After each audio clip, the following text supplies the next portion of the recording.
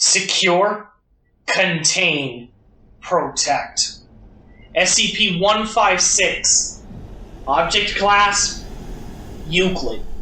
Special Containment Procedures. SCP-156 is to be kept in Refrigerated Storage Unit 19C, except when removed for experimentation. Subjects infected by SCP-156 are to be restrained and monitored for their own safety.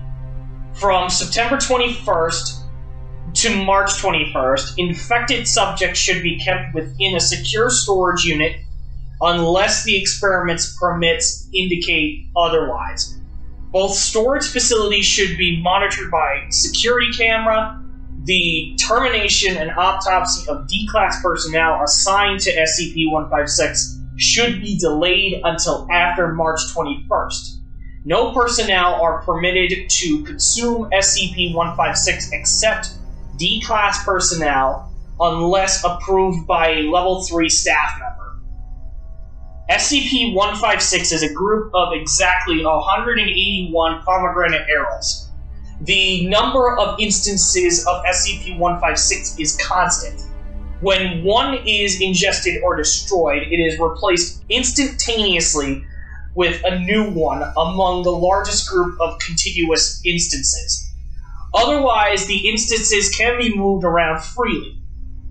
After leaving the group, i.e., after an instance is touching no other instance, the instance will spoil normally, after which a new instance will appear.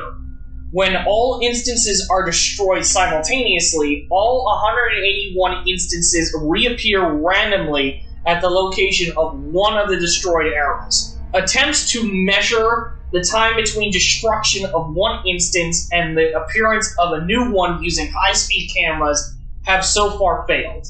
If SCP-156 is ingested between March 21st and September 20th, subjects display no signs of infection until noon of September 21st, when all vital processes abruptly cease. A similar effect is observed immediately when SCP-156 is ingested after September 21st. Despite being technically dead, post-mortem examinations of subjects have been unable to discover a cause of death. Subjects appear to have been in perfect health aside from any pre-existing conditions. While dead, subjects do not show any signs of decomposition, though the bodies of many subjects begin displaying bruising and scarring consistent with torture. While the majority of subjects suffer these wounds, not all do, and no reliable formula has been discovered to predict which subjects will be affected. Infected subjects remain in this dormant state until noon of March 21st, when life processes restart. Subjects remember little of the intervening time period. While most subjects are entirely unaware that any time has passed since their apparent death, some claim to recall a pale white male face and a wilting pomegranate tree. Subjects continue to die and reanimate annually on September and March 21st, respectively, until killed by another cause.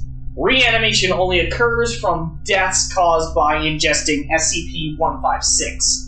After undergoing a single death reanimation cycle, subjects begin displaying high levels of distress and paranoia as time approaches September 21st, even if they have not been aware of death reanimation cycle.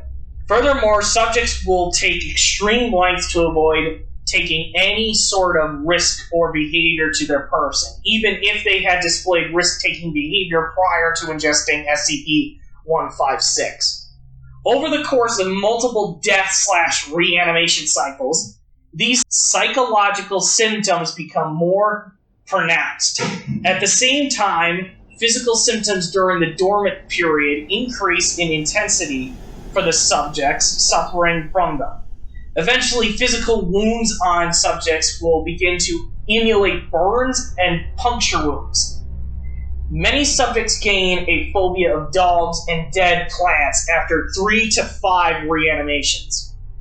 After several deaths caused by SCP-156, the ocular tissue undergoes necrosis in many subjects.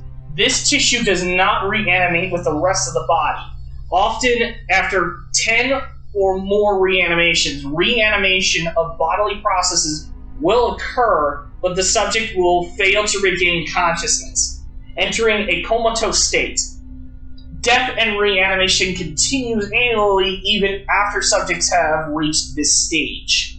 SCP-156 came to the attention of the Foundation after an incident in Greece, after people died on September 21st, 19 without apparent cause. The Foundation became involved after locals reported the return of several of the dead who had been interred in above-ground vaults the following spring. After questioning these subjects, all reported having attended a party at the house of one A.K., who had been buried and was found asphyxiated in her coffin. SCP-156 was discovered within the house, fresh despite the intervening 6 months since the incident. Testing commenced on D-Class personnel on August 19. D-E-15624, the first test subject, died on September 20, 19, and was autopsied. No cause of death could be found. Subject was left under monitoring in storage. On March 20, 19, subject began to show brain activity and subject's heart began beating despite the body having taken significant damage during the autopsy. D-E-15624 expired shortly thereafter without regaining consciousness. Aerials given SCP status and longer-term testing was ordered. The end.